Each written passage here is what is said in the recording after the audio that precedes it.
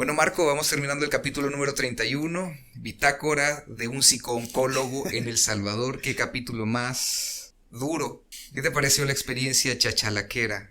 Excelente, yo creo que hacer esta recapitulación de los inicios del trabajo con los pacientes con cáncer me reafirma, ¿verdad? Me reafirma en que debo, digamos, seguir esta vocación que yo siento que es una vocación, ¿verdad? Que yo hago con mucha alegría, con mucha pasión, ¿verdad? Eh, y creo que ha sido un espacio también, digámoslo así, porque no terapéutico para mí, porque generalmente yo no hablo mucho de lo que hago con el trabajo directo con los pacientes, la verdad. Eh, lo hablo quizás de manera muy puntual con personas muy específicas, y creo que ha sido como esa oportunidad para reflexionar, ¿verdad? Y creo que escucharlo también me va a servir para hacer esta recapitulación, ¿verdad? De mi trabajo. Eh, de hecho, recuerdo una gran tarea que le debo a alguien, ¿verdad? Que me preguntó cómo iniciarse en los cuidados paliativos. Quiero que escribas un libro de cómo iniciarse en los cuidados paliativos. Y este ejercicio me acaba de recordar que tengo esa tarea pendiente. Esto puede ser referencia de Eso de puede tu ser libro. una referencia. Así que bueno. Muy bien.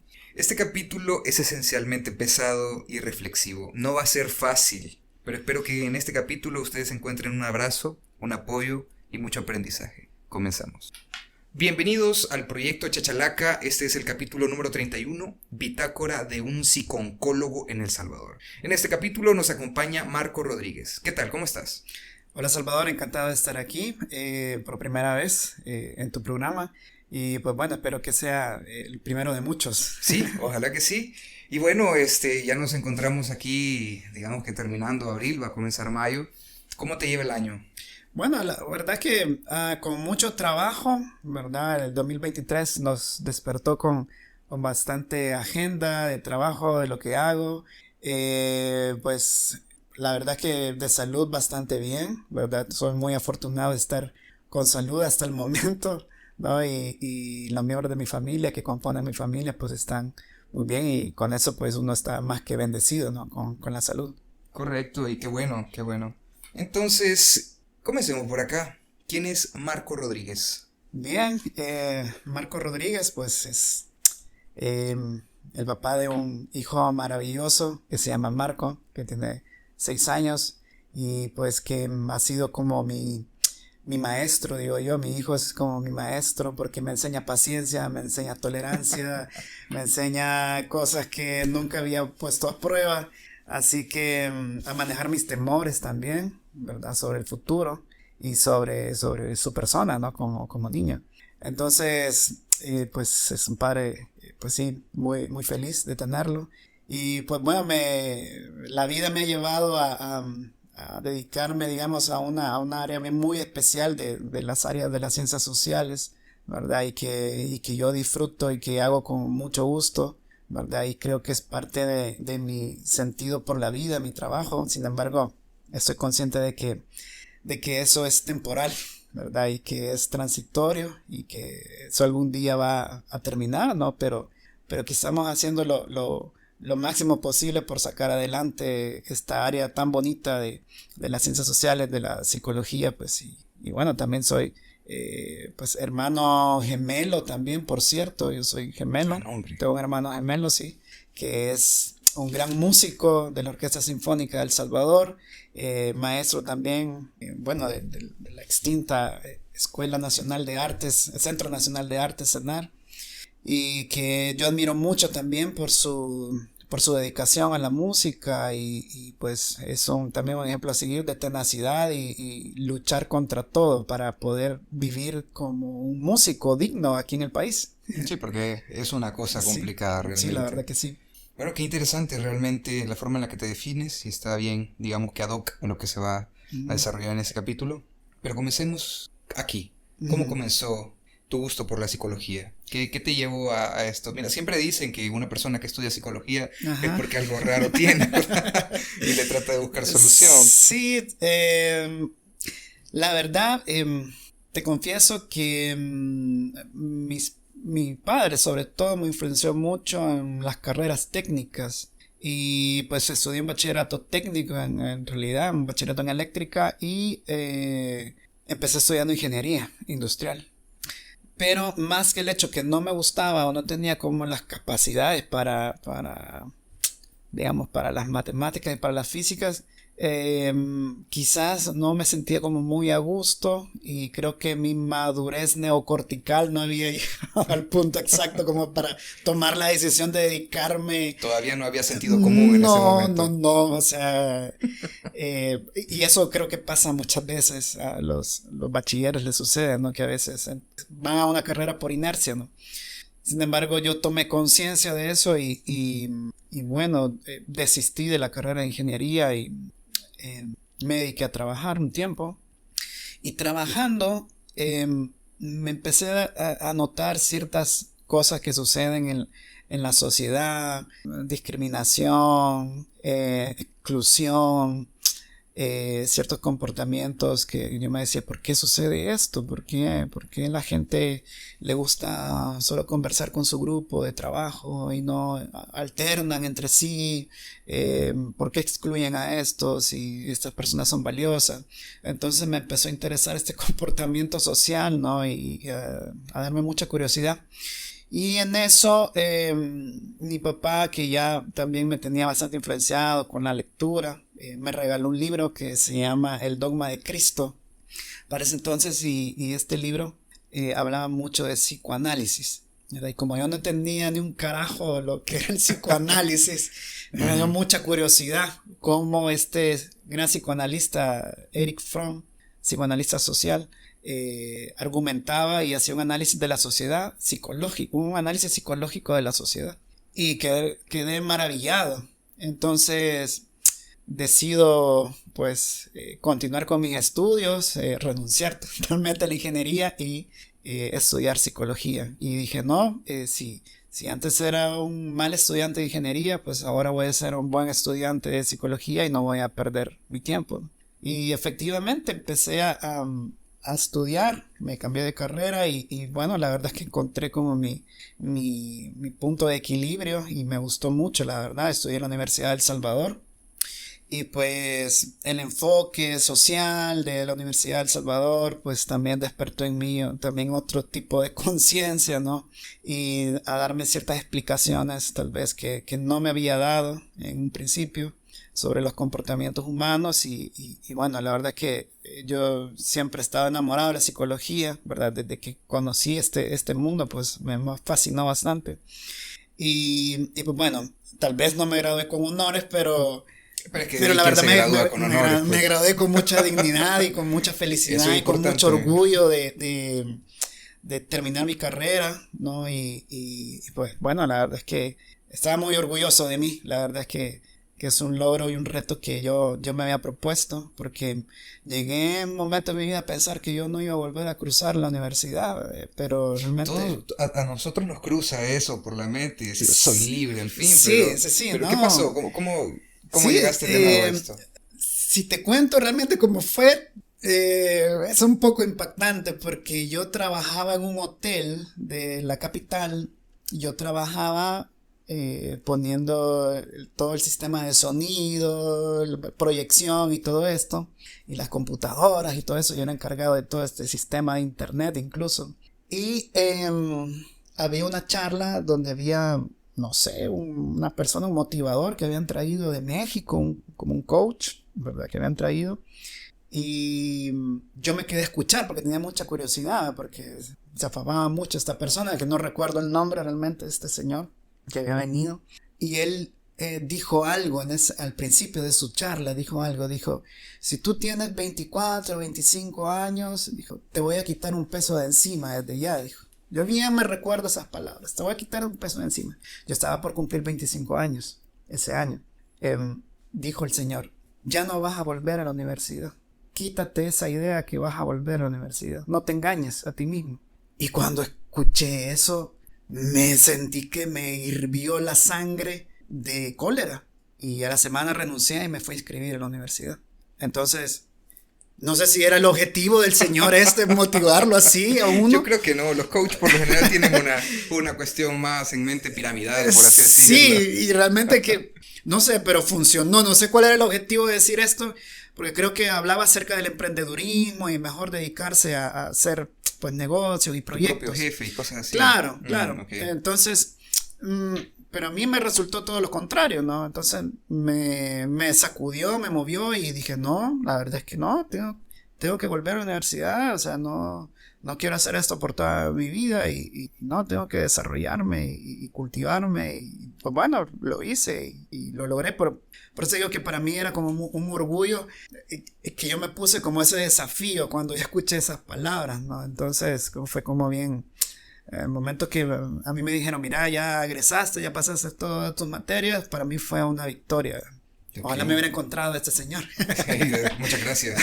Por motivarme, ¿no? Correcto. Ok, pasa esto, te gradúas, y de pronto llegas a la psico-oncología. ¿Cómo pasa esto? Sí, tuve la suerte que recién graduado, una compañera, que tuvimos en el área clínica de la universidad, me invitó a una entrevista de trabajo donde iba a haber un proyecto de una fundación para trabajar con pacientes con cáncer, ¿verdad? Me pareció interesante la idea y solo que era medio tiempo. Bueno, fui a la entrevista y me fue muy bien y empecé, digamos, con esta fundación a trabajar. Me tocó, digamos, aprender un poco así como a los salvadoreños, de manera autónoma Y a la brava. y a la brava, empíricamente, como decimos, ¿no? En el sentido de que buscaba artículos sobre los pacientes con cáncer, los problemas psicológicos que atraviesan los pacientes, las problemáticas psicológicas de la familia del paciente con cáncer, las distintas teorías psicológicas sobre el desarrollo del cáncer, y una serie de cosas que me fueron como guiando y dándome un camino por dónde ir, y llega pues sí al punto de la psico-oncología, ¿no? Y me doy cuenta que existe esta subespecialidad y digo, pues no, aquí es, digamos, mi punto clave, ¿no? Lograr estudiar o especializarme en esta área. Y empezó un proyecto con pacientes de cierto lugar, de cierto centro de salud, ¿verdad? Que mejor voy a evitar los nombres, ¿verdad? Centros de salud donde dan atención a pacientes con cáncer, dan tratamientos y todo esto, radioterapia, quimioterapia y todo esto. Empecé a trabajar con pacientes de manera muy rudimentaria, porque los directivos de ese centro pues me vieron a mí y al proyecto como un proyecto como, no sé, yo lo veía como que era como que si estábamos jugando, o como que si era una cosa de ir a dejar comida, de ir a dejar, no sé. No terminaban de comprender realmente qué era lo que estaban aportando. Sí, los directivos que eran médicos, por cierto, ¿verdad? Y pues la verdad que yo no estaba acostumbrado al ambiente hospitalario, nada que ver. Que era poco hospitalario. Que era ustedes. poco hospitalario, ¿verdad? Con nosotros, ¿vea? Éramos dos personas que íbamos ahí, íbamos tres veces por semana, y no nos referían pacientes, por supuesto, porque después de 3 meses de estar ahí, los médicos que estaban ahí, la mayoría de médicos ni siquiera sabía que nosotros llegábamos, ¿verdad? Para ofrecer nuestros servicios. Era nuestro proyecto de atención psicológica a pacientes con cáncer. Entonces, ¿qué es lo que hacía? ¿Qué es lo que empecé a hacer? Me iba así un poco fuera de los permisos, digamos, formales del centro, me iba y me metía a la sala de quimioterapia. Ahí en la sala de quimioterapia yo me ponía a dar charlas sobre qué es la depresión, qué es la ansiedad, ¿verdad? Y empecé a hacer como mis pininos ya cuando tenía más valor, qué es la quimioterapia, porque muchos de los pacientes que estaban ahí tomando la quimioterapia no sabían qué es la quimioterapia ni cómo trabaja. Y después me di cuenta que los que van a radioterapia ni siquiera sabían qué era la radioterapia, pensaban que iban a quedar radioactivos, que no se podían acercar a sus hijos, que iban a quedar con secuelas de radiación o lo que sea. Iban a brillar en la noche. Iban a brillar en la noche. Entonces me di cuenta de todos esos fenómenos que suceden, ¿verdad? En el paciente con cáncer y cultura, ¿no? Donde hay pacientes con muchas desavenencias socioculturales y materiales que no les permiten quizás a veces comprender la dimensión de la propia enfermedad y de los tratamientos.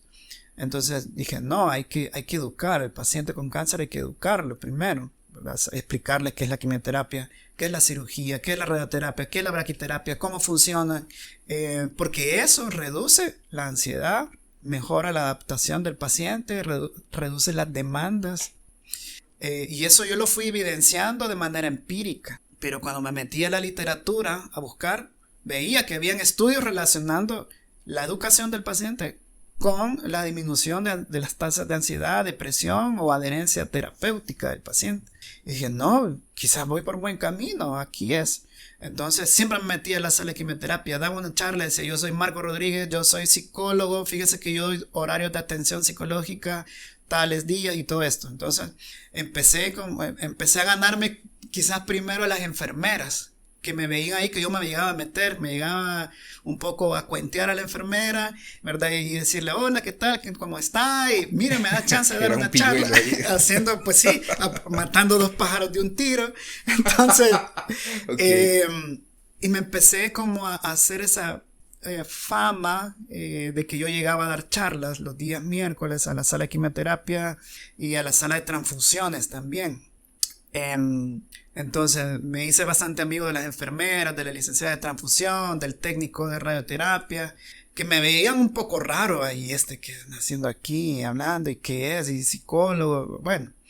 Entonces después, como para continuar mi trabajo, ya con un poco más de confianza con enfermería, me dicen, mire, ¿por qué no me refieren pacientes? ¿Por qué no me ayudan? Porque yo casi no veo pacientes. Yo generalmente los pacientes que veo es porque yo me acerco a abordarlos y no por referencia hospitalaria, ni por médicos, ni por técnicos, ni por radiólogos, ni nada. Entonces yo necesito que a mí me refieran pacientes. Entonces yo traté de hablar con los directivos para ver un método para referir pacientes y nunca me recibieron. Nunca, ni siquiera me abrían la puerta de la oficina. Entonces, complicado como todo aquí. Complicadísimo. Cuando yo ya había ganado un poco de confianza en ese trabajo educativo con el paciente, propuse un proyecto en las salas de oncología del Seguro Social. Y fui a trabajo social y le dije, mire, yo soy fulanito de tal, casi como en nombre personal, ¿vea? Yo soy fulanito de tal, yo soy psicólogo y quiero ver si se pueden dar charlas educativas a los pacientes. Y así empecé también en el Seguro Social, ¿verdad? 2 días por semana. Y empecé a conocer gente, personas, enfermeras, trabajadores sociales, incluso los psicólogos, 2 psicólogos que estaban ahí, me empecé a hacer como más cercano a ellos. Y ahí fue como me fui trazando ese caminito hasta llegar al Hospital Divina Providencia, ¿verdad? Yo creo que hubo cierta preparación psicológica del universo, no sé, lo que sea, para llegar a este maravilloso lugar que se llama Hospital Divina Providencia. Conocido también como el Hospitalito, ¿verdad? Conocido como el Hospitalito. Ok. Sí, todo un proceso, un viaje. Todo un proceso y si te soy honesto, al principio nos propusimos hacer también visitas al Hospital Divina Providencia, yo no estaba como muy animado porque decían, bueno, no sé si voy a ser capaz de apoyar a un paciente con una enfermedad tan avanzada y no sé hasta dónde, qué alcance puede tener la psicología ahí. Y no estaba como muy convencido, ¿verdad? Y hicimos el proyecto por 3 meses, nada más como prueba piloto, ¿verdad? Y esos 3 meses se convirtieron en 12 años de trabajo en el Hospital Divina Providencia, ¿verdad? Así que fue tanto, digamos, el despertar de la conciencia, ¿no? Cuando yo llegué al hospital que me encantó también el trabajo ahí, ¿verdad?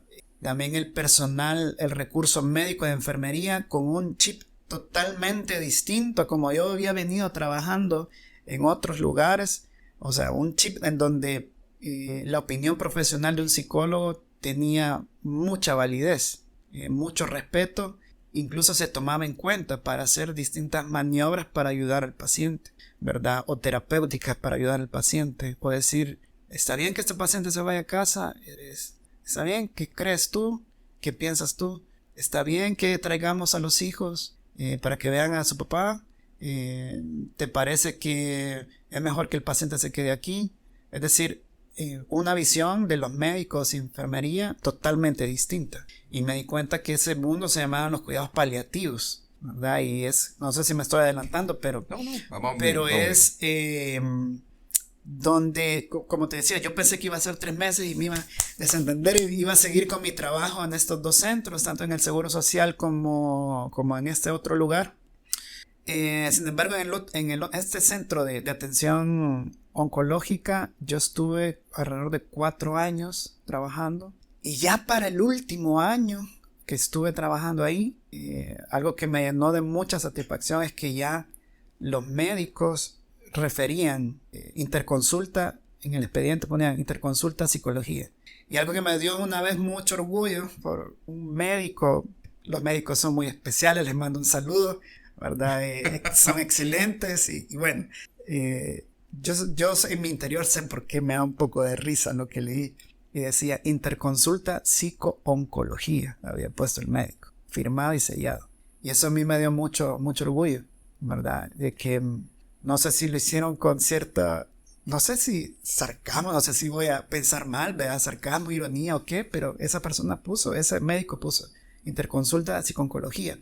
Y después de eso siguió poniendo interconsulta psico-oncología, y como a veces otros profesionales veían el cuadro y veían que había sido visto por un psico-oncólogo, ya ponían psico-oncología, ¿verdad? Y es como, digamos, uno se refuerza a sí mismo y dice, no, quizás estamos haciendo las cosas, por lo menos tratando que se hagan bien, cierto reconocimiento personal, ¿verdad?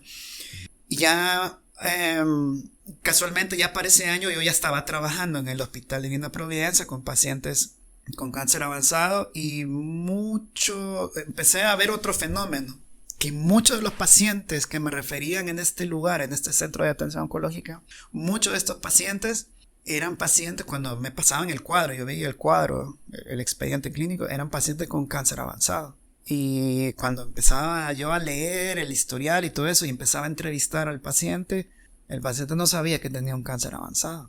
No sabía a veces que lo que tenía era una enfermedad oncológica. No sabía que el médico en el cuadro se lo había puesto a referirlo para cuidados paliativos, ¿verdad? O no hay tratamiento oncológico o protocolo de tratamiento oncológico. Eso no lo sabía el paciente. Ok. Marco, hemos venido hablando de esto de la psico-oncología y de los cuidados paliativos, pero vamos a hacer un pequeño espacio para poder definirlos. Definir un poco. Porque aunque ya digamos que de alguna manera vamos ideando este concepto en la cabeza con todo lo que nos has comentado, y también los cuidados paliativos, sí considero que es importante la definición. La definición, claro.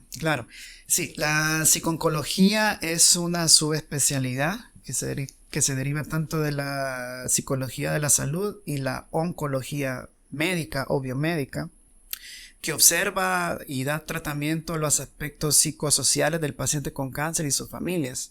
La idea de esta especialidad es la detección temprana y el manejo adecuado del malestar emocional del paciente con cáncer, que este malestar emocional puede aparecer en cualquier punto en el transcurso de la enfermedad y que puede fluctuar a lo largo de la enfermedad.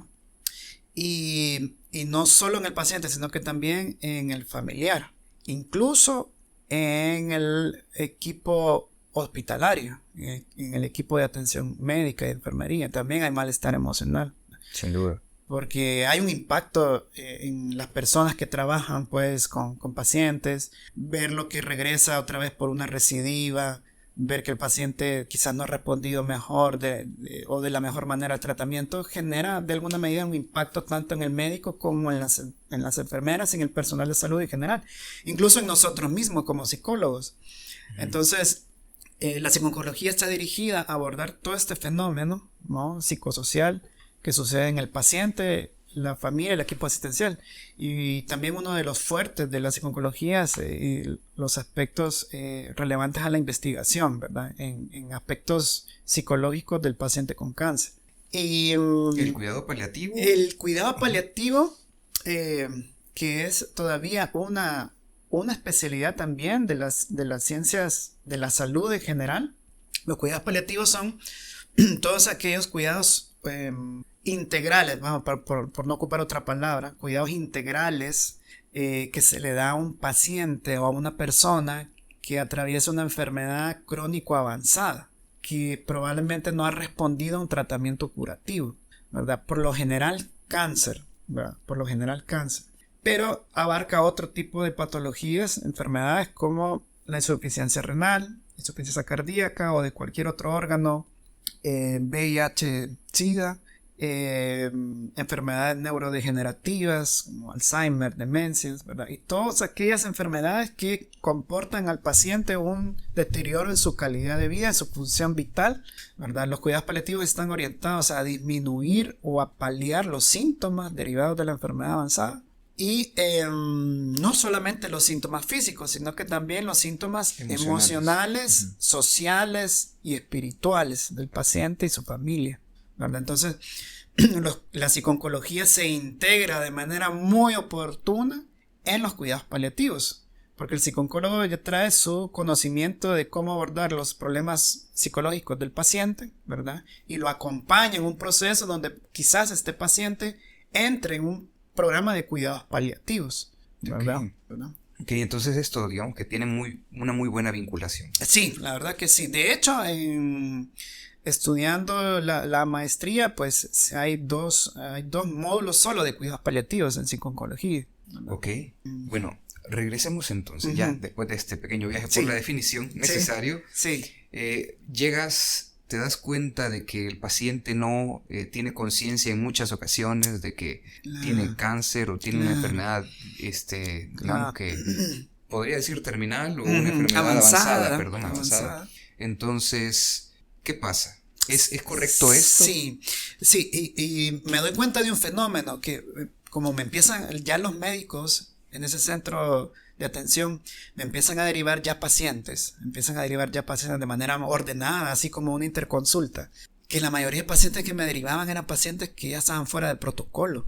Y yo me hacía la pregunta, ¿por qué me mandan solamente este tipo de pacientes? ¿Qué es un paciente fuera del protocolo? Un paciente fuera del protocolo oncoespecífico, es decir, que no hay un tratamiento oncológico que ofrecerle, o que ya se ha ofrecido y no ha dado los resultados esperados. Esto no es... Bueno, me imagino que son entonces pacientes a punto del desahucio. No necesariamente. Lo que pasa es que todos los tratamientos oncológicos, quimioterapia, radioterapia, cirugías incluso, etcétera, todos esos tratamientos oncológicos pueden tener metas paliativas. O sea, puede haber quimioterapia paliativa. Puede haber radioterapia paliativa. Incluso ciertas cirugías de tipo paliativo, ¿ya? No con una meta curativa, ¿verdad? O una expectativa de curación. Okay. Por ejemplo, la quimioterapia se podría poner para un paciente que tiene una tumoración, ¿verdad? Que está provocando mucho dolor, para que esa tumoración reduzca un poquito y deje de compresionar nervios y mejorar la calidad de vida del paciente. Pero a la larga ese tumor siempre va a crecer, ¿verdad? O va a hacer metástasis en otras partes y va a tener complicaciones. Entonces, digamos, fuera de protocolo es que ya se probaron varias líneas de tratamiento con vías curativas y no hay, digamos, una respuesta, digamos, de las que se esperaba, pues, con el paciente. Y ahí es bien complicado, pues, porque me imagino yo que en este proceso del psicooncólogo en el que empieza a trabajar con el paciente, también empieza a trabajar con la familia. Claro. Y de pronto tener este tipo de pacientes que no tiene conciencia por lo que está pasando, y tú de pronto estás de frente a esa situación, no te lleva a un punto de digámoslo así, como un estrés personal frente a esta situación. Claro, a veces sí me sentía muy frustrado. Al principio me sentía muy frustrado en el sentido de que el paciente como que no era muy consciente de su situación. Yo trataba de pensar que era negación del paciente o algo, pero realmente trataba de explorar en mi entrevista que sí realmente había sido informado el paciente. Ok, ¿y es correcto? A lo que me refiero es, tal vez el paciente es una persona, digamos que no sabría decir cuáles serían las condiciones exactamente, pero que en la que el doctor diga, bueno, quizás lo mejor es no decirle y decirle a la familia. Sí. ¿Por qué? ¿Es correcto? ¿Es incorrecto? ¿Qué dices tú? Sí. Bueno, hay mucha literatura respecto a eso, a si dar o no información al paciente. Lo cierto es que el paciente como paciente tiene el derecho a saber su situación médica, ¿verdad? Todos, siendo pacientes, tenemos derecho a que se nos dé información clara y veraz sobre nuestra situación. Lo que pasa es que esto de ocultar información, viene desde mucho antes, cuando el cáncer, digamos, no habían ciertos tratamientos muy avanzados. El cáncer era una cuestión de te morís sí o sí, ¿verdad? Y no hay nada que ofrecerte. Entonces, en aquel entonces, como en los años 50, 60, ¿verdad? Que no había mucho desarrollo en tratamientos oncológicos, pues tener cáncer era un poquito más difícil, porque no había un tratamiento específico, ¿verdad?, que ofrecer al paciente, y era como una sentencia total de muerte. Entonces se trajo esa costumbre de ocultar esa información para, digamos, no crear en el paciente una reacción emocional desagradable o mala. Y muchos médicos tienen esa costumbre o esta idea de que tal vez no decirle va a generar al paciente algún tipo de esperanza, que lo va a mantener luchando y que eso es positivo para él.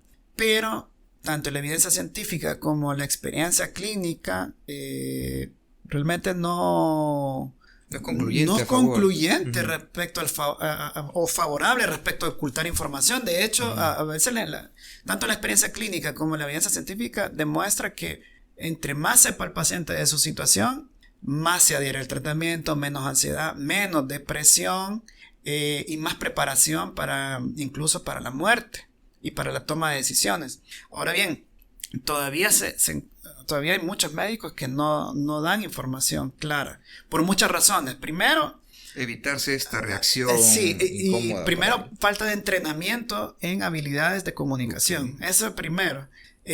Segundo, tengo grandes amigos oncólogos, les mando un saludo, excelente, que estén muy bien. A veces los oncólogos tratan tumores y no personas. Se enfocan en el tumor y no en la persona. Y a veces sucede esto. No sé si esto es una percepción muy personal, pero a veces se enfoca muy, muy en esto. Yo se concentra en el tumor y no estoy hablando con don fulanito, que es papá de alguien, que es hermano de alguien, que tiene sueños, que tiene metas, que tiene un legado, que tiene no sé, sentido por la vida, etc.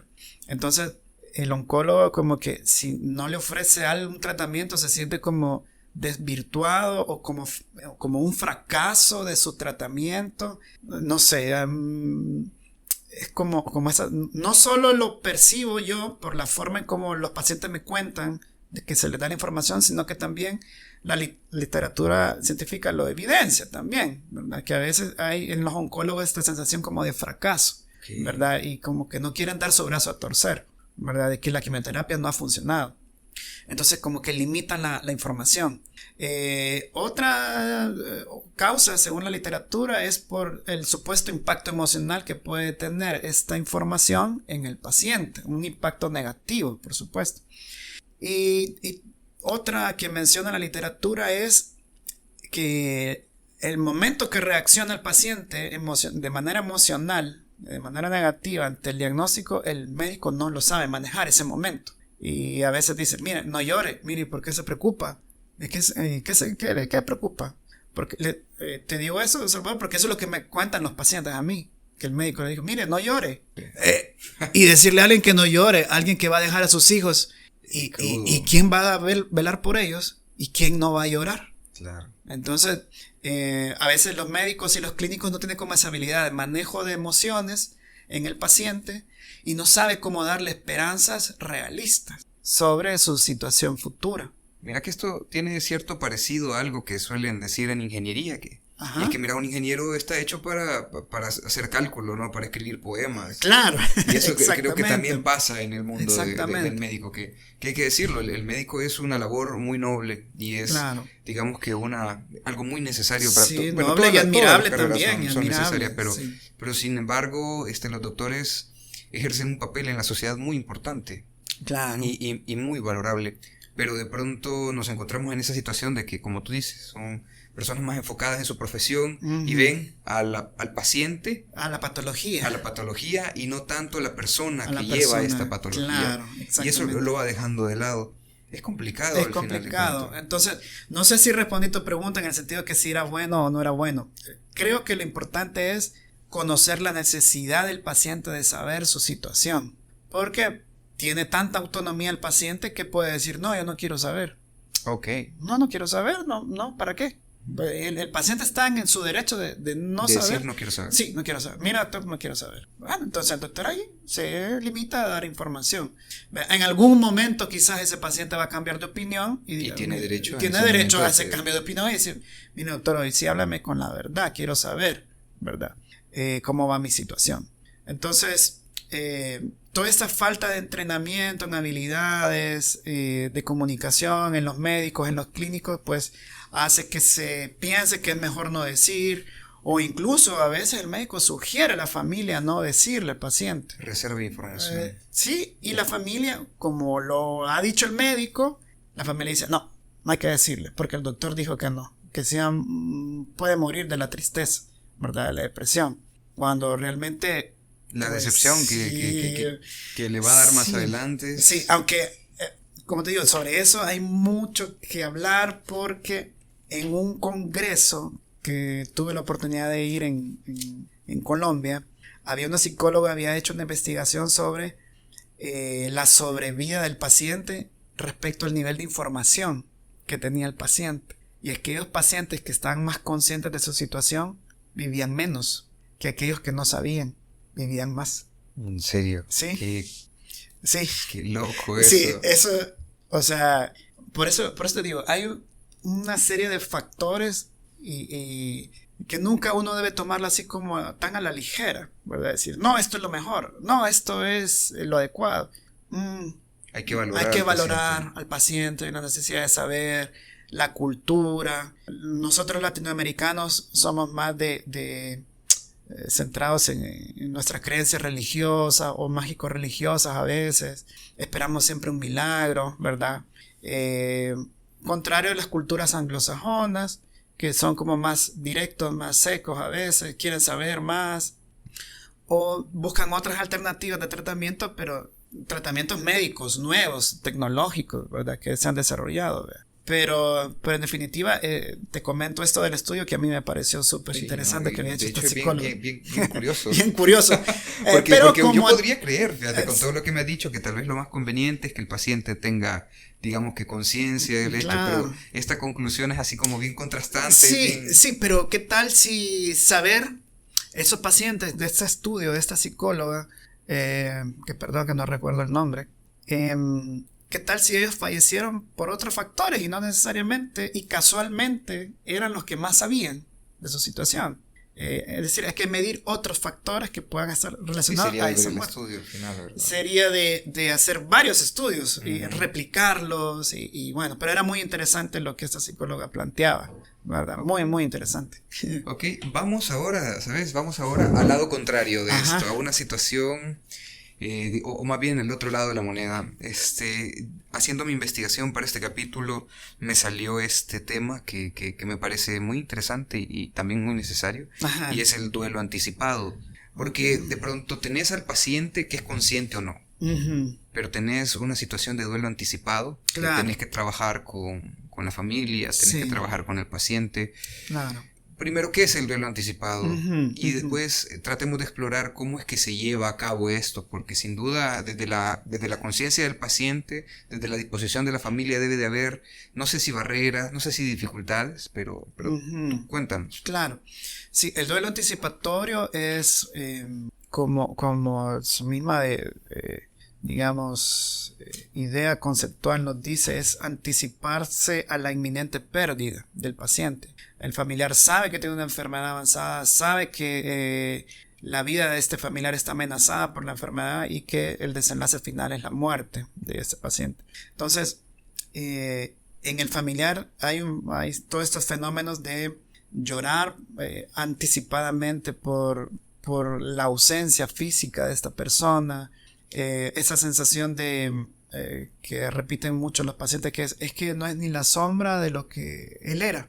él era un hombre bien activo y verlo ahora en la cama, verlo ahora tan mal, ni siquiera a veces lo reconozco, o me duele mucho verlo así porque era una persona muy, muy fuerte. Entonces todo este fenómeno, esta percepción, crea mucho sufrimiento, ¿verdad? Y una sensación de pérdida, ¿verdad? En el familiar, que genera sentimientos de tristeza, melancolía, malestar emocional en general, ¿verdad?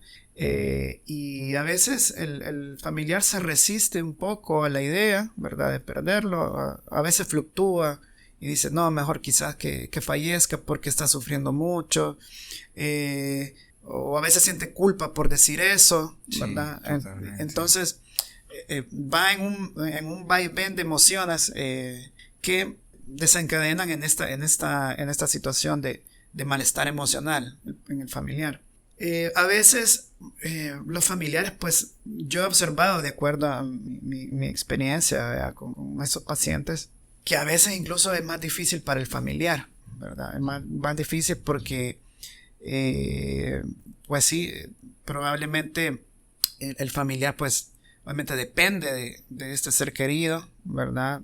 O es la cabeza del hogar, o es la fortaleza del hogar, o es la persona que siempre ha dado como ánimos a los demás, y verlo en esta situación y verse impotente de ayudarlo o de manejar sus propias emociones, pues crea mucho sufrimiento. O sea que el familiar se ve rebasado a veces de sus propias capacidades para manejarse él y para manejar las emociones del paciente, ¿verdad? Entonces a veces el familiar sufre mucho, ¿no? De hecho, fíjate que a manera de anécdota personal, fíjate que es una cosa bien complicada, fíjate. Y lo que vos has dicho realmente yo lo he vivido, ¿sabes? Yo, bueno, mi madre tuvo cáncer de mama, y fue una situación bien complicada. Yo estaba pequeño, y pues yo me acuerdo que tuve esos pensamientos de ver sufrir a mi mamá, claro, de ver pasar por esto, de ver cómo esto iba progresando. De pronto uno piensa, tal vez lo mejor es que muera. Sí. Y duele. Claro, decir eso, se siente uno culpable. Y culpable por el hecho pero también ya cuando llegas a un punto de ver el sufrimiento de la persona, con lágrimas en los ojos, aceptas que tal vez lo mejor es eso. Sí. Y yo estaba pequeño, ¿qué habré tenido? Quizás mis 9 años cuando eso me pasó. Y era una cosa bien cruda. Ver a mi mamá que un golpe, algo, una caída, eso te quiebra, viejo. Claro, es como verlo tan frágil a esa persona, verla tan frágil y verla en esta situación de sufrimiento, pues genera mucha ansiedad. Y después tuve una situación familiar también. Mi tía, la hermana de mi madre, tuvo cáncer. Mi madre sobrevivió. Y ya hablar de, digamos que lo que después fue el proceso también es una cosa complicada. Pero mi tía siempre estuvo apoyando en esta situación. Mira que fue bien duro realmente. Esto, cuando mi madre se enfermó, yo habré tenido quizás 7, 8, 9 años, entonces pasó todo esto. Pero mi tía, la hermana mayor de mi madre, estuvo siempre, venía de los Estados Unidos, siempre estaba pendiente, a tal grado de que años después me dijeron que si mi mamá hubiera fallecido, mi tía nos hubiera adoptado, y esa hubiera sido como la dinámica. Pero años después, ahí como por el 2012, yo quizás ya habría tenido mis 20 y tantos, mi tía se enferma de cáncer. Y fue todo un proceso complicado. Y mi tía, y eso me sonó tanto en la cabeza cuando lo dijiste, porque mi tía era una mujer alta, una mujer fuerte, de un carácter duro, que el carácter no lo perdió, un carácter duro. Pero de pronto verla en la cama ya en los últimos momentos, una cosa que te devasta, te quiebra, y vos pensás eso, y cuando tenés esa memoria del pasado, tratás de borrar esa última imagen que tenés de ella y querés irte a aquella imagen en la que está bromeando con vos, en la que te está molestando. Entonces es complicado realmente, y es sí, el duelo es un proceso muy doloroso que atraviesan las personas, ¿verdad? Que paradójicamente no necesita de psicólogo, paradójicamente. Sin embargo, creo que todas las personas que han pasado un proceso difícil así, ¿verdad? Y de pérdida, no está mal que sean, digamos, valorados por alguien que tenga conocimiento en procesos de duelo, ¿verdad? Y que apoye en alguna medida el desarrollo del duelo en sí, ¿verdad? Porque sí es una situación que cuesta, digamos... A mí no me gusta utilizar mucho la palabra superar.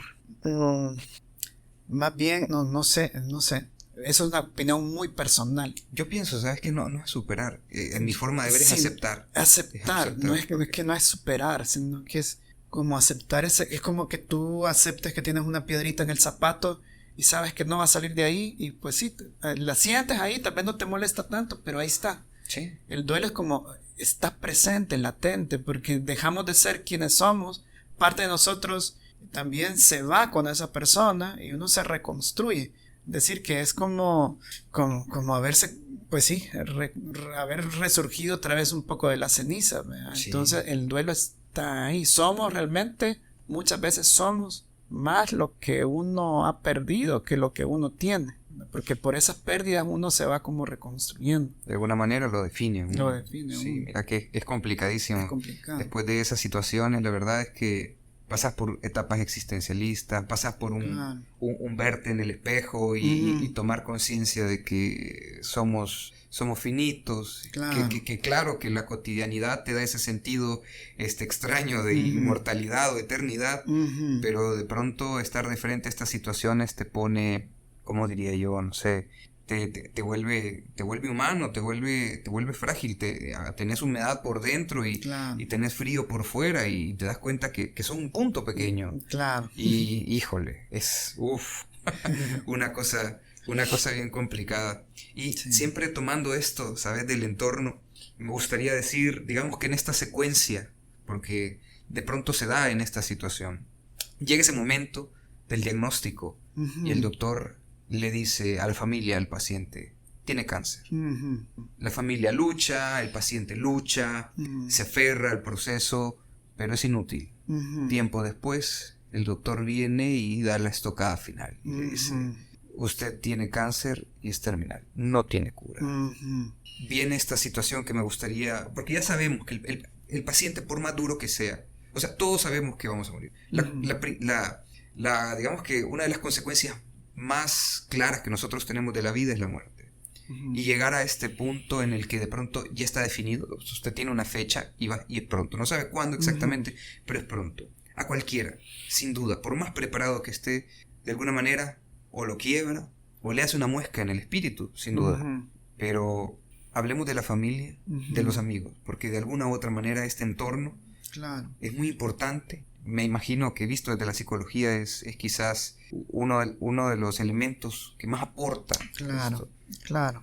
Sí, si el cáncer obviamente afecta no solo al paciente, sino que también alcanza, como he leído en alguna literatura, hace metástasis a las familiares.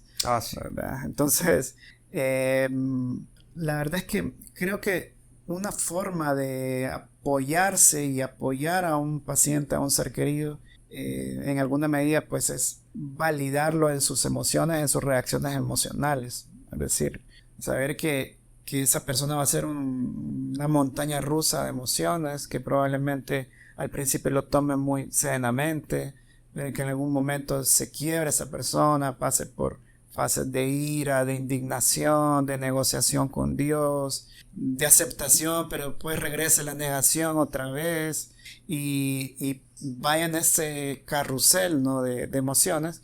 Y tenemos que entender, tanto los amigos, los cercanos, los seres queridos, tenemos que entender que son expresiones de lucha del paciente por afrontar su situación, ¿verdad? Incluso la ira que pueda sentir una persona, el enojo, porque se enoja con él mismo, se enoja con los médicos, porque no me atendieron a tiempo, porque eso, se enoja con Dios, con la vida, o con lo que sea, o con ellos mismos, con lo que sea, o yo no me chequeé a tiempo. Entonces, esa es una respuesta válida, ¿verdad? de la persona, y creo que los familiares tenemos que ser muy inteligentes y validar esa emoción, decirle, entiendo que estés enojado y probablemente yo también estaría así. Yo también sería así. ¿Qué podemos hacer para poder ayudarte, para poder dejar que canalices un poco más esta ira o este enojo que tienes con Dios? Si estás enojado con Dios, confrontarlo, preguntarle, ¿verdad? Si estás molesto con, no sé, con la vida que has tenido, trate de reconciliarte con ella, ¿verdad? O aceptar tus errores o tus aciertos. Entonces, el familiar tiene ese doble reto de manejar sus propias emociones y manejar las emociones del paciente, ¿no? Es bastante difícil, pero en definitiva creo que una de las estrategias más adecuadas es validar y darle como todo el derecho al paciente de sentirse como se siente, ¿verdad? Claro que a veces tenemos que sacarlo un poco de algunas situaciones de tristeza o de angustia que pueda sentir, ¿verdad? Conectándolo otra vez con la vida, ¿no? Conectando a esa persona con la vida. O sea que la vida para ese paciente no solo va a ser la enfermedad, la quimioterapia, el medicamento para el dolor, el medicamento para las náuseas, sino que él es carros, él es motos, esa persona es, no sé, hobbies, aficiones, fútbol, lo que sea. Y uno puede conectar a la persona, bueno, uno de amigos puede conectar con eso, ¿no? Tal vez yo recuerdo a un paciente en el hospital de una Providencia que todos los enfermeros, enfermería, pues, se ve, ese paciente es bien difícil y que como está bien joven, es bien difícil y que es bien enojado y así. Y recuerdo que la única forma que tuve yo de acercarme, porque leí en el cuadro de que él había sido como mecánico de motos, y la única forma que tuve de acercarme a este paciente fue contarle que yo tenía una moto y la marca y que tenía un problema en la moto. Y cuando le dije eso a este muchacho le brillaron los ojos, porque saqué un tema que quizás nadie le había preguntado por las motos y por lo que él hacía como mecánico. Y siempre hablábamos de motos, ¿verdad? Y cuál era, cómo encender un motor, y él me explicaba, y siempre estaba como muy emocionado explicándome el mecanismo de los motores de las motos, ¿verdad? Entonces, creo que una cosa que tenemos los amigos o las personas que nos vamos a acercar al paciente es conectarlo nuevamente con la vida, ¿verdad? Conectarse uno con la vida y conectar al paciente con la vida, ¿verdad? Que le rodea en alguna medida. Sin duda, definitivamente. Ahí también me suena algo que dijiste, fíjate, y es que yo estaba pequeño, bien me acuerdo, y es que uno negocia, uno tiene esto de negociar igual, tal vez pienso que la familia suele hacer eso. Mira que en la cultura católica existe esto de la promesa, me parece. Entonces, mi familia es católica. Yo, digamos que hoy en día estoy un poco separado de los dogmas religiosos por conciencia propia. Sí. Pero me acuerdo que en aquel tiempo, cuando era un pequeño, y estaba de frente a esa situación, no es que fuera católico, de hecho no comprendía tanto el dogma, nunca me interesó tanto, pero sí tenía aquella visión, digamos que mi papá, por ejemplo, hizo sus promesas y todo eso. Entonces, yo prometí que si mi madre sobrevivía al cáncer, yo nunca iba a tocar un cigarro, y nunca iba a fumar.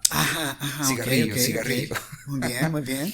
Pero, digamos que esto de alguna u otra manera me daba como cierta fortaleza para estar a la par de ella, para estar sonriendo, para estar fregando ahí cerca de ella y no dar esa sensación de pesimismo o tristeza. Hasta la fecha nunca he fumado un cigarrillo de tabaco, jamás. Nunca he fumado tabaco. Tabaco. Pero sí, digamos que fue una cosa que por lo menos pienso yo, que si bien no era de ella, que era la que lo padecía, por lo menos como pariente y en el entorno, me dio quizás digamos que una pequeña, no sé cómo decirlo, un poquito de esperanza, pero también fuerza, pienso yo, porque dentro yo pienso... Mira qué interesante está eso. Yo pienso que tal vez hay que hablarlo, porque, y lo vamos a hablar más adelante, sobre esto de la esperanza y la religión y estas creencias, porque yo pienso, y de lo que hablábamos antes, que hay un límite, o que hay que tener cierto cuidado con esto. Porque, por ejemplo, si me lo preguntas a mí, vuelvo a decirlo, no soy creyente a una religión y no estoy apegado a ningún dogma, pero nunca he fumado y la verdad es que no lo voy a hacer, porque pienso yo que tengo mi palabra y mi palabra. Mira qué interesante está eso. Está bien interesante. Bueno, ¿qué puedo decir yo? Simplemente que creo que la espiritualidad es un recurso que tienen tanto los familiares como los pacientes. Muy poderoso y muy, digamos, que lleva a tener una esperanza que mantiene a flote, ¿verdad? A ese familiar o al propio paciente. Hay tantos factores que están inmersos dentro de la enfermedad oncológica, Salvador, que no quiero ser desesperanzador, que habría que valorar en todas estas intervenciones espirituales, ¿verdad? Con los pacientes, muchos factores, ¿verdad? Porque se habla mucho de los milagros y, ese paciente se curó, o ese paciente tenía este tumor y ya después le hicieron examen, entonces ya no estaba. Hay muchos factores que intervienen. Si el familiar o la persona cercana piensa que es por intervención divina, creo que está bien que piense así. Yo pienso que está muy bien, aunque existan otros factores que han determinado ese, entre comillas, milagro. Y está bien.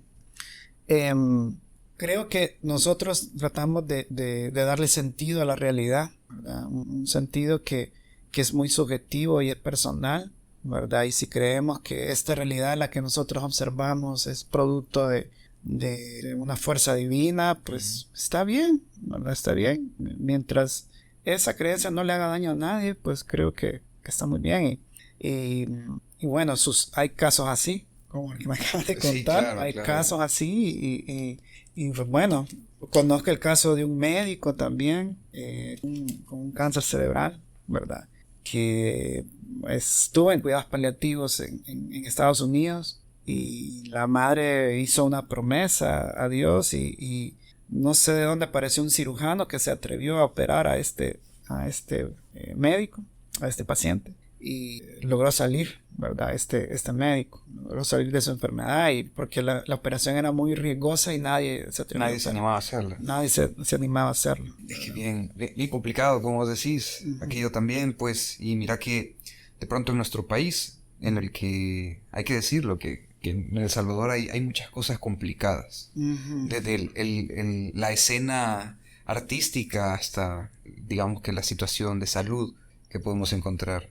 Y entonces, tal vez esa idea de hermana, únase más a la iglesia, o hay que rezar más, y no verlo desde una visión más como para poder encontrar en digamos que relación con la religión, con lo divino, por así decirlo, con lo espiritual, digamos que una paz, sino que se busca como más vida, como buscar un milagro, y no buscar no sé si llamarlo una muerte digna, una situación de irse en paz, de irse con amor, porque si me lo preguntas a mí, yo pienso que quizás me gustaría tal vez morir rodeado de personas que me aman, a las que amo, agarrado de la mano de alguien importante en mi vida, cerrar los ojos y dormirme y pues ahí.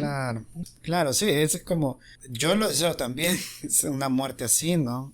De hecho, los compañeros de trabajo a veces entre risa o bromas o a veces un poco de ironía o sarcasmo, comentamos eso. Yo cuando yo esté enfermo, yo quiero esto, ¿verdad? No me vaya a dejar entrar a esta persona, etcétera. Sí. Y cosas por el estilo, ¿verdad? Como que bromeamos con eso porque es como nuestro diario vivir, ¿verdad? Y obviamente nos hace reflexionar sobre nuestra propia condición, ¿verdad? Mortal, y que nosotros también nos podemos enfermar, ¿verdad? Y que nos hace pensar en cómo que queremos que sea esa muerte para nosotros, ¿verdad? Sí, en el fondo. Así que es algo que uno no puede elegir al final. Al final, pero si hay cuidados paliativos, creo que se puede llegar a tener una muerte más digna. Sí, ¿verdad? Sin duda. Más digna. Bueno, mira que me gustaría aquí, digamos que hablar de un tema también muy, muy importante, y es que está esta situación, está la familia, está el entorno, y dentro del entorno, aparte de los amigos, la familia, existe la sociedad. Y de pronto hay que preguntarnos cómo podemos aportar positivamente a esta situación, porque nos podemos encontrar con esto del estigma que se genera en torno a la enfermedad. Y sabes, también esto de la gente que siente pena Que yo no soy fanático de sentir pena. Sí. De hecho, yo pienso, y viendo la situación por la que pasó mi madre y por la que pasó mi tía, y digo, mi madre se está esforzando. Mi madre se está esforzando para darnos algo. De pronto ella cocinaba algo para nosotros y ¿qué te voy a decir yo? Para mí era muchísimo más valioso. Claro. Pero de pronto estaba esta situación que alguien me decía, ay, pobrecita. Incluso mi papá falleció hace un par de años, bueno, en el 2021, y aún discutíamos y tuvimos una última conversación al respecto. Ajá. Que mi papá me decía, después ya muchos años de que mi mamá sobrevivió al cáncer. Mi mamá tiene padecimientos, secuelas de esto. Claro. Entonces él me decía, pobrecita tu mamá, hay que apoyar a tu mamá, pobrecita. Y este discurso, como a mí me generaba un poco de ruido, por así decirlo, y le tuve que decir a mi papá, y le tuve que preguntar así, mira, ¿te gusta que sientan pena por vos? Y me volteó a ver y se quedó así como extrañado por la pregunta, porque mi mamá no es esto. Y me dijo, no. Entonces, mira que mi mamá está haciendo todo lo que hace desde su deseo, desde su intención de querer brindarnos algo o apoyarnos de alguna manera, y vos estás sintiendo pena por eso. Entonces, yo creo que estás en un error. Y eso fue quizá una conversación bien dura, y desde entonces ese tema no fue nuevamente. Sí.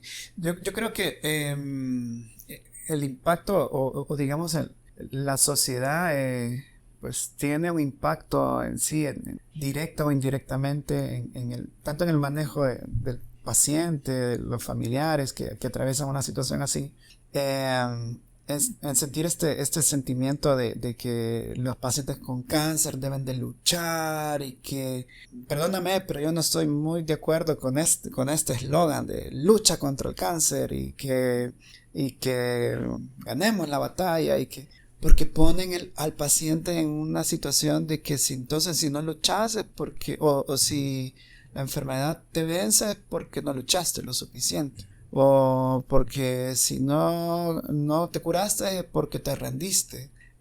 O porque fue un fracaso. Entonces yo no estoy de acuerdo con eso, con ese tipo de visión a veces que la sociedad tiene del paciente con cáncer.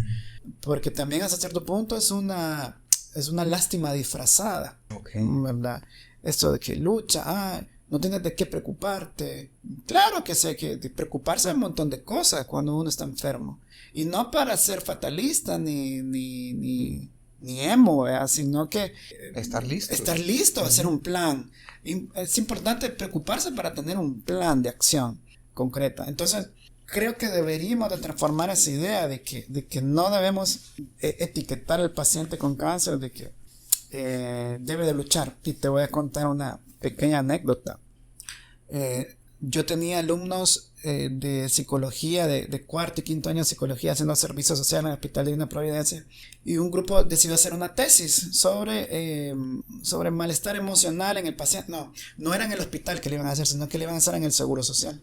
Cosa que el tema de tesis era malestar emocional en el paciente con cáncer que recibe radioterapia en el Instituto del Seguro Social. Así era el tema de su tesis, y trabajamos un poquito en el protocolo que se le iba a presentar al asesor de tesis. Y bueno, al día siguiente regresaron las alumnas conmigo bien decepcionadas porque por lo que les había dicho el asesor. Fíjate bien, el asesor psicólogo. Y cuando dice que le pusieran, vaya, licenciado, aquí está nuestro trabajo. Malestar emocional. Ay, no, ya viene con ese tema. Y no, ya se sabe que un paciente con cáncer está triste, pues. Es como reducir a una persona a un estereotipo. A un estigma, como tú dices. ¿Por qué? Yo conozco personas con cáncer que tienen una capacidad de afrontamiento y resiliencia y capacidad de resignificar los hechos, que jamás sienten malestar emocional. Y así fallecen incluso con esa actitud de mucha aceptación y mucha tranquilidad. Es decir, es mentira que todos los pacientes con cáncer tienen una reacción emocional negativa. No es cierto. De hecho, hay un fenómeno que se llama crecimiento postraumático. Es decir, que a partir del diagnóstico, la persona se transforma en una mejor persona, ¿verdad? Porque la enfermedad lo pone en una perspectiva que la salud o las condiciones que tenía antes nunca lo había puesto. Y genera la enfermedad, esta perspectiva que hace que crezca espiritualmente incluso. Mira, qué duro eso. Sí, porque... y no querían que las cipotas hicieran, perdón por utilizar la palabra cipotas, son licenciadas ahora, saludos, licenciadas. Fueron cipotas. Fueron cipotas en su momento. No las dejaban hacer la tesis porque era un tema muy trillado. Porque era un tema y ya se sabía que los pacientes con cáncer estaban tristes. Entonces no era relevante para la sociedad hablar de eso. Imagínate. Perdón por contar esto, de mi querida universidad, El Salvador, pero la verdad que pasa. Porque me pasó con otras tesis que ayudé a asesorar. Me pasó con otras tesis. Por ejemplo, en una tesis que se hizo en el Hospital de Divina Providencia, nosotros valorábamos el bienestar espiritual del paciente. Y eso fue un hecatombe en la facultad, el departamento de psicología, que por qué un psicólogo estaba valorando eso, que no teníamos que meternos en eso, porque la espiritualidad no tiene nada que ver con la psicología, y no teníamos que meternos en esos rollos. Esa es la dura realidad, que a veces personas que asesoran incluso trabajos de investigación no tienen esa apertura a veces ni de escuchar al alumno que llega con un trabajo, sino que solo se cierran al título y no leen bien el protocolo. Aquí quiero preguntarte, porque, bueno, a mi forma de ver, o sea, yo sí puedo encontrar que la espiritualidad pudiera estar dentro de lo que cabe en un análisis psicológico, porque sí o no, sí o sí, en la psicología, en la psiquis de una persona se encuentra esta visión, esta relación que tiene con un ente con lo supremo, trascendente. así correcto, Claro. pero es una relación, digamos que esta relación espiritual es un conjunto de elementos. Sí, y es una condición humana. Es correcto. Una condición humana. Entonces al final, yo sí encuentro, por ejemplo, importante saber si esta persona tiene una relación sana, si ya está pasando a una relación, digamos que prácticamente dependiente, si ya está pasando a una relación en la que este vínculo que tiene distorsiona la realidad, y esto cómo afecta al paciente frente a una digamos que a su tratamiento paliativo, por ejemplo. Claro. Entonces sí me parece válido, pero bueno, hay que ver que en mucho de esto de la psicología se tiene que ver desde un enfoque ateo, entiendo. Sí, como entre comillas científico, y que los científicos no tienen nada que ver con los aspectos sutiles o espirituales, porque espiritualidad no quiere decir espiritismo ni nada por el estilo. Sí, claro que sí, o sea, son cosas muy distintas y se tiende a confundir esos términos, pero imagínate, cómo incluso a veces el entorno profesional se cierra ante esos aspectos, ¿no? Porque desconoce, ¿verdad? Desconoce de la realidad a veces que enfrentan estos pacientes. Y así te podría contar más de trabajos de tesis que tuve el honor de ayudar a asesorar que se hicieron en el Hospital de Divina Providencia, donde no se dejaba, digamos, avanzar porque ponía un montón de barreras y un montón de cosas que, bueno, no solo ahí, sino que en otras universidades también me pasó lo mismo, pero bueno, ese es otro tema. Otro punto. Bueno, la cuestión es que creo que tenemos que cambiar esta visión lastimera de las personas o estigmatizadas, las personas que tienen cáncer, por una visión compasiva, que es muy distinta. Creo que lo que debemos convertir es una sociedad compasiva. Es decir, la compasión es una acción en concreto que nosotros hacemos para ayudar y apoyar a una persona. De hecho, la compasión no tiene nada que ver con las emociones primarias. Es decir, no es lástima. La compasión no es lástima. La compasión es una acción en concreto. ¿Podría yo interpretar como la compasión como, digamos que, una acción que se toma en función de tomar conciencia de este proceso empático que uno tiene con la otra persona? Exactamente. Primero, la compasión es saber reconocer el propio sufrimiento. O sea, que yo soy una persona que sufro, que tengo limitantes físicas, materiales, existenciales, etc. Y reconocer en el otro que también tiene estas limitaciones, ¿verdad? Y en esa medida surge la empatía. Es decir, yo sé lo que se siente sufrir. Y aquel está sufriendo. Y a mí no me gusta sufrir. Entonces voy a ver en qué le puedo ayudar para disminuir su sufrimiento.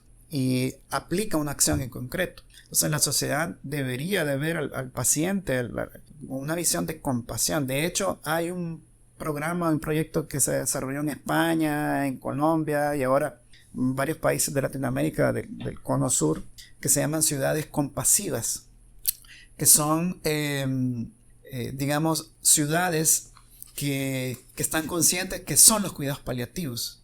Como que fuéramos a una colonia en Soyapango y vamos a dar una charla sobre qué son los cuidados paliativos, qué personas pueden recibir cuidados paliativos, observar si en mi colonia hay una persona que necesitaría cuidados paliativos, hacer una red de apoyo, cómo integrar a esa persona a un ámbito de salud, cómo formar una red de apoyo.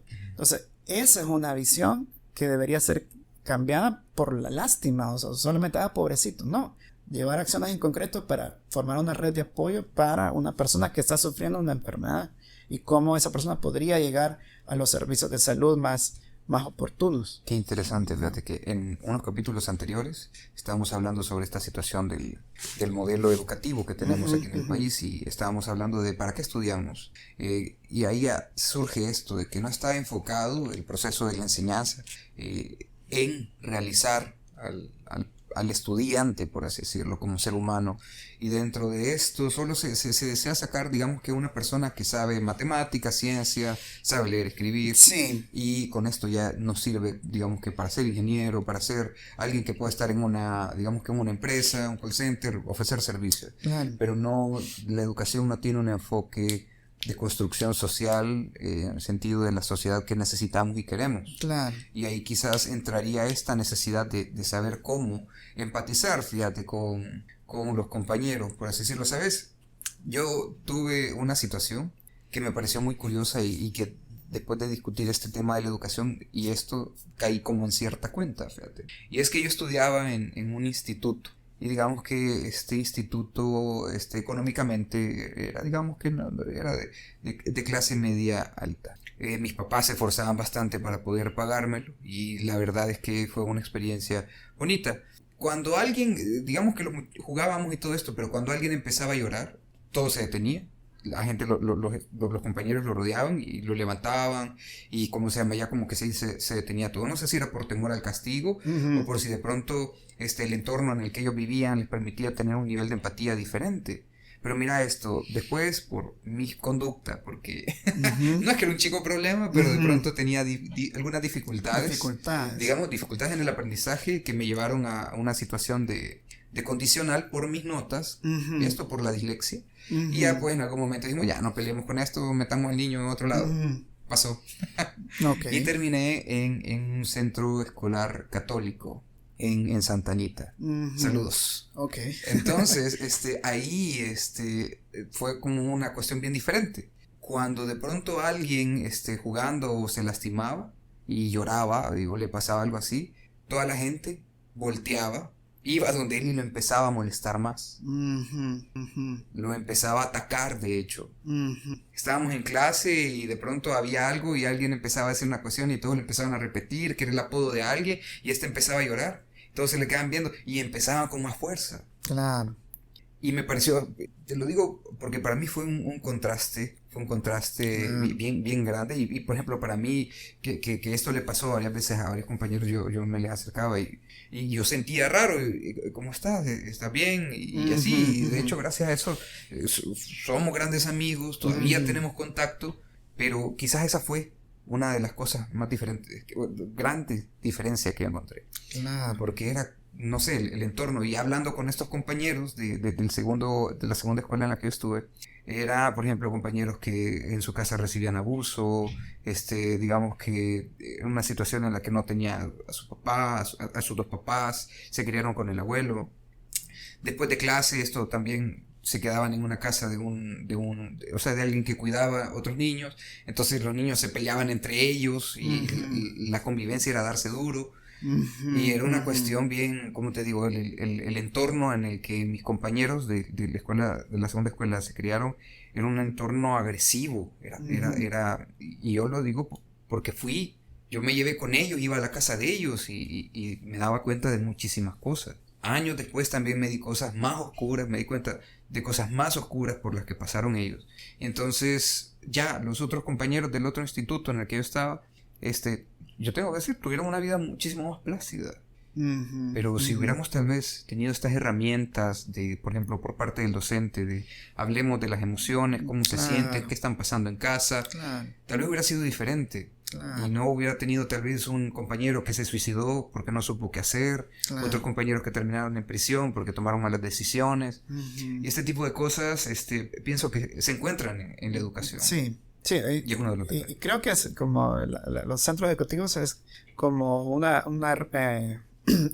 agente clave, creo que es la palabra correcta, para formar de diversos temas, incluso de cuidados paliativos. Perdón que tenga palilalia, pero creo que nosotros que hacemos cuidados paliativos hacemos las cosas con mucha pasión. Y también son los primeros que tienen que llevar la voz de que es el cuidado paliativo en un país en el que se desconoce. Se desconoce mucho, que es relativamente nuevo, ¿verdad? Y con la trabajadora social de acá hemos dado algunas charlas, ¿verdad? En unas iglesias y en un par de empresas sobre los cuidados paliativos y las ciudades compasivas. Es decir, volver consciente de cómo la empresa podría apoyar a una persona que está sufriendo una enfermedad avanzada, ¿verdad? Y a veces uno piensa primero en la parte material, ¿verdad? Pero a veces con voluntariado y logística se apoya mucho a una persona, ¿no? O de contactos que pueda tener una empresa o las personas que están dentro de una empresa para apoyar a una persona que está sufriendo. Así que bueno. Sí, es tomar conciencia. Tomar conciencia. Sí. Tomar conciencia. Y Marco, ¿cuáles habrán sido las experiencias que más te han marcado en tu proceso de formación?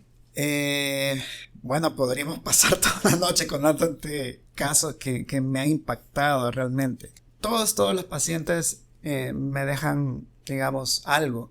Creo que algunos más que otros, pero sí todos en general creo que dejan algo, ¿verdad? Y sí me tocan en lo profundo de mi ser, ¿no? Quizás así emblemáticamente recuerdo mi primer paciente en el Hospital Divina Providencia, que era un cáncer de pulmón, recuerdo, y que yo estuve abordando. Era una mujer de aproximadamente 40 y pico años de edad, ¿verdad? Y recuerdo que cuando ya estaba en fase, digamos, muy aguda de su proceso de final, ella me agarraba la mano y me decía, hábleme lo que sea. Y ella como que se esforzaba como por respirar, ¿verdad? Y yo no hallaba qué contarle. Y yo le decía, no sé qué decirle. Hábleme de su día, hábleme. Y yo trataba ahí entre medio. Yo en ese entonces no tenía como mucha experiencia, ¿verdad? Porque empezaba a ver pacientes. Eso me marcó mucho y dije, no, realmente aquí hay mucho trabajo que hacer en el hospital, ¿verdad? Si yo puedo, digamos, aportar algo para el final de la vida de una persona, aunque sea la presencia, pues la presencia es valiosa para alguien que está muy frágil, ¿verdad? Entonces eso sí me impactó mucho, pero me dio mucho ánimo también de desarrollarme más. La otra quizás fue un niño más o menos de 12 años, creo que era un osteosarcoma y tenía metástasis pulmonares. La verdad que muy impactante, fue muy impactante para mí, ¿verdad? Porque yo sí le había dado como seguimiento a este niño. Sin embargo, a un momento yo iba por el pasillo a ver a otro paciente y vi que el niño estaba muy agitado con su papá, estaba sentado en un sillón y estaba muy agitado, muy desesperado. Entonces yo me acerqué para ver qué le pasaba y el niño me dijo, creo que no me reconoció, ¿verdad? Porque estaba en una fase que nosotros llamamos agitación de final de vida, ¿verdad? Pero el niño me dijo, hermano, por favor, ore por mí que me estoy muriendo. Y yo no soy cristiano, yo no soy judeo cristiano, no. Yo me eduqué así en colegios católicos, pero no profeso ninguna religión. Y eso me impactó mucho, porque digo, ¿qué hago? Y recuerdo que yo solo le puse la mano en la cabeza al niño y empecé a recitar un mantra budista, que es el mantra de la compasión, que es Om Mani Padme Hum, y empecé a recitarlo en voz baja, casi que solo para mí, ¿verdad? Y lo que yo estaba haciendo eso, el niño era como, y el papá eran como muy evangélicos, ¿verdad? Y ellos empezaron como a orar hasta que el niño se logró calmar, ¿verdad? Y en eso llegó una enfermera y me dijo, ¿se durmió? Sí, le dije, pero está bien agitado. Es que ahorita lo voy a sedar, me dijo la enfermera. Y le puso sedación al niño. Y el niño esa misma noche falleció, ¿verdad? Entonces, eso fue algo que a mí me impactó mucho también. Y la última, quizás también, como digo, hay un montón de historias, pero una que me impactó fue una joven, casi, puedo decir, no, es ya una joven de 22 años, pero con una vitalidad tan grande, con un diagnóstico de una leucemia, que cuando vino aquí a este centro hospitalario, ya en su expediente clínico ya traía infiltración al sistema nervioso central, es decir, que había una leucemia bien avanzada. Pero era una joven con una vitalidad, con un espíritu de lucha. Fue un caso muy emblemático aquí porque a ella le gustaba estar aquí en este lugar, le gustaba mucho, le decía que aquí era un hotel, ¿verdad? Para ella. Aquí vino por dolor complejo, aquí se le manejó el dolor y se le ayudó bastante con el dolor. Sin embargo, ella pues siempre insistió con sus quimioterapias.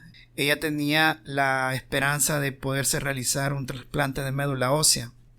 La familia ya había conseguido el dinero, ya había conseguido como que todo, ¿verdad? La logística, creo que tenían como 2 países posibles donde iban a hacer esto, ¿verdad? Sin embargo, nos comentaba el oncólogo de acá que cuando una leucemia hace infiltración al sistema nervioso, que es muy poco probable que tenga una curación, aunque se haga el trasplante de médula ósea. Siempre va a volver a recidivar, o sea, a volver la leucemia. Entonces, fue muy duro porque nosotros la veíamos tan llena de vida ella, tan llena de vida y tan llena de vitalidad que se salía a veces de aquí de los cuartos a andar platicando con nosotros ahí. Se ingresó en otro centro hospitalario para hacer unas quimioterapias que son especiales. Entró a la UCI de unidad de cuidados intensivos porque se puso súper mal. Yo llegué a verla a cuidados intensivos. Cuando me escuchó, yo le hablé a ella. Obviamente en cuidados intensivos solo estás entubado y estás como dormido. Cuando yo le hablé, ella, el monitor cabal del corazón empezó como a palpitar como más fuerte. Y yo empecé a hablarle, a decirle que yo estaba ahí, que se tranquilizara, que todo iba a estar bien, como cualquier ser humano que le diría eso a un ser querido, ¿verdad? Que esto ya iba a pasar. Y logró salir de la UCI, ¿verdad? Los médicos no lo podían creer que había salido de esa situación tan difícil. Regresó aquí otra vez a hospice y días después falleció acá, ¿verdad? Y recuerdo que falleció y le pusimos una de las canciones favoritas de ella, y todos estábamos como cantando esa canción, ¿verdad? Entonces fue algo que a mí me marcó mucho, la verdad. Y a la fecha todavía soy me considero amigo de su mamá, de su hermana y de las personas que estuvieron cerca de ella. Así que sí, le afecta a uno mucho. Es duro, sí. Es duro. Y aquí quizás una pregunta muy importante en este capítulo, porque ya nos contaste en qué consiste esto de la psico-oncología, sí, los cuidados paliativos. Sí. Hicimos un viaje sobre cómo la sociedad ve este asunto, qué deberíamos de nosotros ir cambiando como sociedad para aportar en este campo. Nos contaste sobre estas anécdotas y quizás la pregunta más lógica aquí es, ¿cómo soportas? ¿Cómo estás de frente a esto? O sea, yo pasé, por ejemplo, lo de mi tía, lo de mi madre, sí. Pasé por, digamos que el fallecimiento de varios familiares en los últimos años, pero no me puedo imaginar estar de frente, tener la fortaleza constante para poder aportarle positivamente a alguien que está pasando por algo tan complicado, tan duro. Sí, Y solo se me ocurre pensar de que tú no lo absorbes, sino que es como una especie de canalización claro, que es lo que se tiene que hacer. Me parece quizás lo más lógico, claro, pero tú eres ahí el que lo vive. Coméntanos un poco. claro. Es bien difícil. Yo creo que dentro de mis pocas creencias personales, creo que uno hace las cosas hasta que ya está la vida lo ha preparado a uno para hacer ciertas cosas, ¿no? Las dificultades no se presentan hasta que uno está preparado para enfrentar esa situación.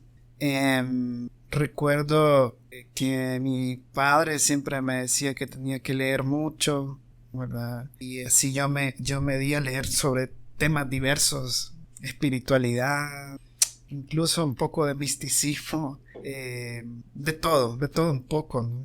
Y no para hacer creencias particulares, sino que para escuchar la opinión de otro punto de vista de varios autores. Y en uno de esos libros, más de alguna vez me encontré la palabra cuidados paliativos, pero no me llamó mucho la atención, ¿verdad?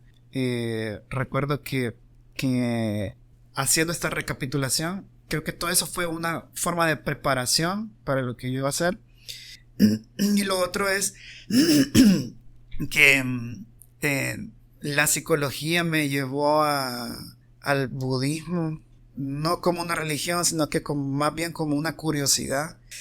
Porque una vez, estando en la universidad, alguien me prestó un libro de psicología, era como una enciclopedia, una especie de enciclopedia de psicología, no sé, y yo estaba leyendo el contenido, y en el último capítulo decía budismo zen, y yo, ¿qué haces? Y este capítulo, y lo volteé a ver y decía budismo zen, ¿y qué hace esto en un libro de psicología? ¿Qué hace esto ahí? Y empecé a coquetear con el budismo, yo, y me interesó mucho, y de hecho, estando en la universidad tuve la gran oportunidad de darle la mano al Dalai Lama, aunque usted no lo crea. En el 2004, creo que fue, que vino su santidad aquí, y tuve la oportunidad de verlo así de frente a frente y poder darle la mano y todo. Aunque yo sé que en esos días el Dalai Lama está en una gran polémica. Sí, ahorita quizás no es como que tan santo, tan querido, ¿verdad? Sí, la verdad tan es que querido. no. Bueno, como queriendo ser buen budista, lo que te puedo decir es que tras una acción siempre hay una intención, ¿verdad? Muchas veces cometemos errores incluso sin ninguna intención, ¿verdad? Quizás el Dalai Lama sí cometió un error, probablemente, ¿verdad? Sí lo cometió, sí, quizás no fue prudente, ¿verdad? Pero tal vez la intención no fue tan maligna como unos la pintan, ¿verdad? Bueno, esa es mi opinión personal. Sí, claro. Esa es mi opinión personal, ¿verdad? Claro que estoy consciente que cometió un error, ¿verdad? O no fue muy prudente, Sí. ¿verdad? Sí. Pero bueno, no me quiero salir del tema. En fin, creo que todo esto me llevó a conocer un poco de esta disciplina mental, de la meditación, de la reflexión, de la introspección, del crecimiento personal. Creo que el budismo me dio muchas respuestas que creo yo un poco coherentes a mis valores personales, ¿verdad? Y creo que el estar aquí es como un privilegio, enfrentarme a este sufrimiento es como un privilegio de que estas reflexiones que se hacen dentro de la disciplina budista son solamente mentales. Yo la llevo al plano de lo real, ¿verdad? Del sufrimiento, que lo veo ahí, y trato de, como tú dices, de canalizar eso con estas creencias, ¿verdad? Con esa creencia de que sí, que somos seres impermanentes, que lo que produce el sufrimiento no son los hechos, sino cómo enfrentamos esos hechos, que las dificultades pueden ser situaciones de aprendizaje, ¿verdad? Ya sea que estamos perdiendo un ser querido, puede ser un gran aprendizaje de desarrollo personal, aunque sea doloroso, ¿verdad? Entonces, trato de convencerme a través de estas creencias, se puede llamar así, personales, y canalizar ese sufrimiento a través de ellas, ¿no? Y practico, sí, la meditación, la practico quizás no como quisiera o como debería, más bien, por un montón de excusas que tenemos los humanos, ¿vea? Pero trato de hacerlo de manera frecuente. trato de canalizar también un poco con la música, porque me gusta mucho la música. Cierta parte de mi vida la dediqué un poco a la música también. Y creo que todas esas herramientas me ayudan un poco, ¿verdad? Creo que también tener una visión humanista de la realidad también me ayuda mucho. Es decir, que algunos colegas me preguntan, mire, usted no llora, ya ha llorado con los pacientes. Y la verdad que sí, ya he llorado con el paciente, ¿verdad? Porque creo que esta situación o sea, nos rebasa un montón, ¿verdad? Nuestras propias capacidades. Ver tanto sufrimiento o tanta, entre comillas, injusticia a veces, ¿verdad? O tanta soledad que atraviesan incluso algunos pacientes, ¿verdad? Abandono, es decir, dolor físico. Nada menos ahora veía a una paciente y yo le preguntaba cómo estaban las cosas con Dios y me dijo, están muy mal, me dijo, muy mal. Y yo le preguntaba que si había alguna forma para que mejorara la relación de ella con Dios y me dijo que no y que ella tenía tantos problemas y tantas cuestiones en la casa que era imposible arreglarse con Dios, ¿verdad? Entonces, bueno, entonces uno se enfrenta a ese montón de situaciones que también lo hacen reflexionar a uno, ¿verdad? Y yo trato de canalizarla de la mejor manera posible, viviendo mi día a día, diciéndole a mi hijo que lo amo 3000 veces al día y bueno, tratando de darle un poco de sentido y significado a mi vida, ¿verdad? Y pensar que lo que vivimos es bien impermanente, bien efímero, ¿verdad? Y decir, pues bueno, pensar que estoy haciendo algo por la psicología en el país, ayudando a las personas. Creo que eso me automotiva y creo que es algo que me ayuda a afrontar el sufrimiento de lo que uno o lo que yo puedo observar. No es nada sencillo, ¿verdad? No es sencillo, Nada la verdad sencillo. que no. Me lo puedo imaginar y como tú decías, ¿verdad? Es el camino que cada uno lleva espiritualmente, Sí, lo que al final le puede dar fortaleza en estas situaciones. sí, la verdad que sí. Bueno, y quizás con esto vamos a ir cerrando el capítulo, Ujú. porque sí me gustaría que tú nos dijeras tal vez unas palabras de aliento o algún consejo para quienes están pasando por algo como esto, Ujú. ya sea para la familia o para esta persona que tal vez nos está escuchando. Me gustaría que nos pudieras compartir algo. Sí, yo pienso que todas las dificultades pueden transformarse en un gran maestro para uno. Todas las dificultades. Solo en la dificultad podemos desarrollar paciencia, podemos desarrollar, eh, digamos, nuestros recursos espirituales. Solo ante una dificultad. Cuando está todo bien, a veces no sacamos a flor todas estas herramientas. Cuando estamos muy bien, entre comillas. Sino que solo ante la adversidad, ante el dolor físico a veces, podemos sacar todas esas herramientas, ¿verdad? Entonces, tanto las familias que atraviesan esto, esa situación puede hacerlos crecer, ¿verdad? Unirse más como familia, ¿verdad? Mejorar la comunicación entre ellos. Acercarse a ese ser querido que quizás no se han acercado de cierta manera, acercarse porque es una oportunidad para darle apoyo, compasión y afecto. Igual la persona, el paciente que atraviesa una enfermedad, creo que tiene, aún en su sufrimiento, creo que tiene la posibilidad y la libertad de enfrentar su enfermedad con dignidad, ¿verdad? Con dignidad y enseñarle a sus hijos y a sus seres queridos cómo se atraviesa de forma digna una dificultad, ¿verdad? Y enseñarle a los demás que se puede incluso morir dignamente, ¿verdad? Afrontando las cosas con valor, ¿verdad? Y tranquilidad. Ok. Es una bonita reflexión. Sí. Bueno, Marco, con eso estaríamos terminando el capítulo y quizás solo me gustaría decirle a quienes nos está escuchando que qué estás haciendo aquí, llamarle a tu familia, llamarle a tus seres queridos, no perdas el tiempo, Sí. porque no sabemos cuánto tiempo vamos a estar por aquí. La vida es un ratito, Es un ratito. disfrútala y pues ama mucho, ¿no? Nos escuchamos en la próxima. Gracias. Adiós.